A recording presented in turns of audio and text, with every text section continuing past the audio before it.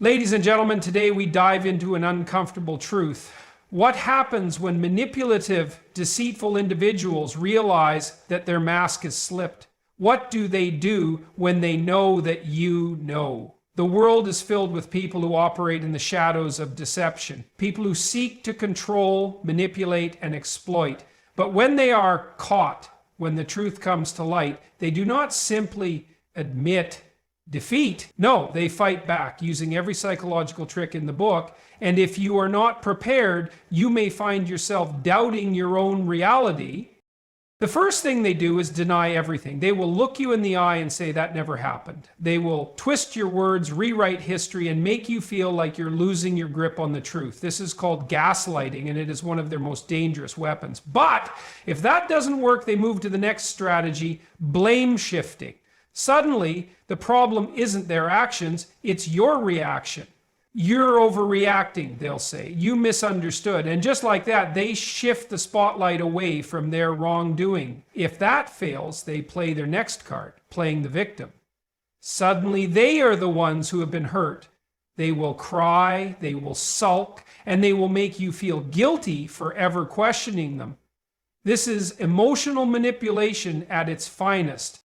But what happens when their words no longer hold power? That's when they turn to intimidation and threats. Sometimes it's subtle, a cold glare, a passive-aggressive remark. Other times it's more direct. They will try to instill fear in you because fear is a tool of control. Then they begin to turn others against you. They start whispering lies into the ears of those around you, painting you as unstable, as dramatic, as someone who cannot be trusted.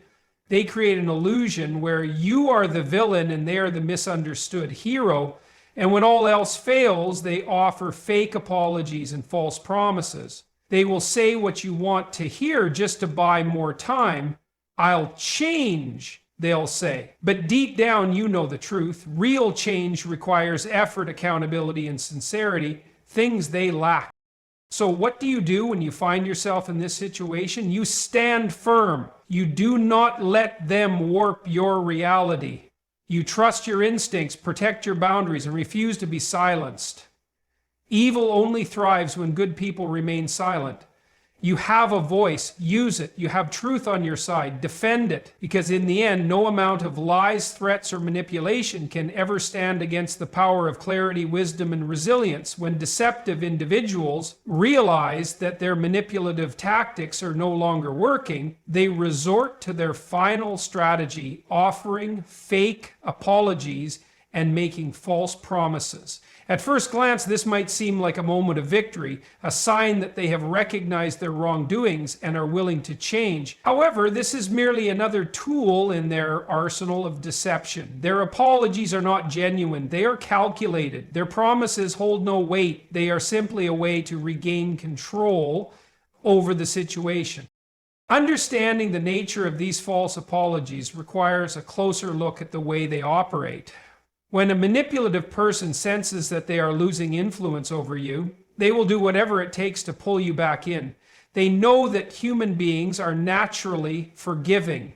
We want to believe that people can change. We want to believe that relationships, whether personal or professional, can be mended. And this is precisely the weakness they exploit. They will say, I'm sorry, not because they truly regret their actions, but because they know those words can disarm you. They will promise to change, not because they intend to, but because they need you to let your guard down. A key characteristic of a false apology is vagueness. Instead of addressing the specific harm they have caused, they will offer a general statement. I'm sorry if I hurt you. Notice the careful wording. If I hurt you. This is not an admission of guilt. It is a subtle way of avoiding responsibility while making it appear as though they are being accountable. A genuine apology acknowledges the harm done and expresses true remorse. A false apology, on the other hand, is designed to manipulate emotions and reset the power dynamic in their favor. Another sign of a deceptive apology is the expectation of immediate forgiveness. They will act as if their apology is a reset button, as if their words alone should be enough to erase the pain they have caused. If you do not immediately accept their apology and move on, they may even accuse you of being unreasonable, unforgiving, or overly dramatic. This is yet another tactic to shift the blame onto you. The focus is no longer on their wrongdoing, but on your supposed inability to let go. Then there are the grand gestures, extravagant displays of remorse meant to distract from the lack of real accountability. They might shower you with gifts, write long messages about how much they value you, or suddenly become overly affectionate. While these actions may seem convincing in the moment, they serve a single purpose: to make you question your instincts. You begin to wonder, maybe I was too harsh, maybe they really do care. But words and gestures are meaningless without consistent behavioral change. And the moment they feel secure in their position again, their true nature resurfaces. False promises work in much the same way. When confronted with the consequences of their actions, these individuals will say whatever is necessary to buy more time. I'll do better, they will assure you. Things will be different from now on. They may even temporarily modify their behavior to give the illusion of progress. But these changes are never sustainable. They are not rooted in genuine self-reflection or a desire to improve. Instead, they are merely a delay tactic, a way to keep you in a cycle of hope and disappointment. A crucial thing to understand is that real change requires effort. It involves deep introspection and acknowledgement of past mistakes and a willingness to take concrete steps toward improvement. Deceptive individuals are not interested in this kind of growth. They do not seek to change because their actions serve a purpose: to maintain control over those around them. True accountability is uncomfortable. It requires humility and vulnerability, qualities that manipulators avoid at all costs. So, how do you protect yourself from falling into this trap? The answer lies in discernment. Do not be swayed by words alone. Pay attention to patterns, not promises. If someone repeatedly hurts you and follows the same cycle of harm, apology, and empty reassurance, recognize it for what it is: manipulation. Trust actions over words. People who are genuinely remorseful will show it through consistent effort, not just temporary performances of regret. It is also essential to set firm boundaries. A false apology is an attempt to blur those boundaries, to make you second guess your decision to hold them accountable. Do not allow yourself to be pulled back into a toxic dynamic. A person who truly respects you will understand the need for time, space, and genuine effort to rebuild trust. Someone who only seeks to regain control will demand instant forgiveness and attempt to make you feel guilty for standing your ground. At the heart of all this is self-respect. Recognizing false apologies and empty promises is not about holding on to resentment. It is about protecting your peace. It is about refusing to be manipulated by those who see relationships as a game of power rather than a bond built on mutual respect. You deserve honesty, sincerity, and accountability. Do not settle for anything less. When manipulative individuals realize that they have been exposed, one of their most common and insidious tactics is turning others against you. This is a calculated move designed to isolate you, damage your credibility, and shift the narrative in their favor. They understand that if they can control how others perceive you, they can continue to manipulate the situation to their advantage. This tactic is not just about self-preservation. It is about maintaining dominance and ensuring that you have no support system to lean on. The process usually begins subtly. At first, they might start by planting small seeds of doubt in the minds of those around you. They will bring up concerns in an innocent, almost caring way. I don't know what's going on with them lately, or I'm really worried about them. By framing their manipulation as concern, they avoid suspicion while shaping how others view you. The goal here is to create uncertainty so that when they escalate their smear campaign, people are already primed to believe the worst.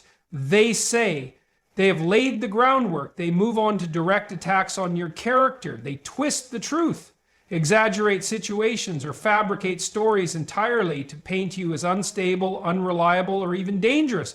They will say things like, "They're always overreacting," or "I tried to help, but they just lashed out at me." By portraying themselves as the reasonable, well-intentioned party and you as the irrational one, they ensure that others sympathize with them rather than with you. The most dangerous part of this tactic is how effective it can be. People are naturally inclined to believe stories that fit within a framework they already suspect to be true. If the manipulator has already planted the idea that you are unpredictable or overly emotional, then any minor action on your part can be used as confirmation. They might provoke you into reacting, then use that reaction as proof that you are exactly how they described. It is a psychological trap, carefully orchestrated to make you feel powerless. They do not stop at words alone. Manipulative people will go to great lengths to ensure that others turn against you. They might share private conversations out of context, conveniently leaving out details that would expose their own wrongdoing. They may accuse you of behaviors they themselves are guilty of, a tactic known as projection. By doing this, they deflect attention away from their actions and make you appear to be the problem. In some cases, they will go even further and actively try to remove you from social circles, workplaces, or even your own family. They create divisions by forcing others to choose sides, making people feel as though they must either align with them or risk being targeted themselves. Many individuals, not wanting to be in the manipulator's crosshairs, will take the safer route and distance themselves from you. This can be incredibly isolating and emotionally devastating, making you feel as though you are completely alone. The emotional toll of this strategy is profound. It can lead to self-doubt, anxiety, and even depression. When those around you begin to believe the manipulator's narrative, it is easy to start questioning yourself. You might wonder if you are truly the problem, if you are overreacting, or if you somehow deserve the treatment you are receiving. This is exactly what they want, to break down your confidence and make you easier to control. But despite how effective this tactic can be, there are ways to counter it. The first step is recognizing what is happening. When you see someone twisting the truth, playing the victim, or spreading false narratives about you, do not engage in their game. The more you try to defend yourself against lies, the more they will twist your words and use them against you. Instead, stand firm in your truth and refuse to let them dictate your reality. One of the most powerful things you can do in this situation is maintain your integrity. While they spread misinformation, continue being the person you are.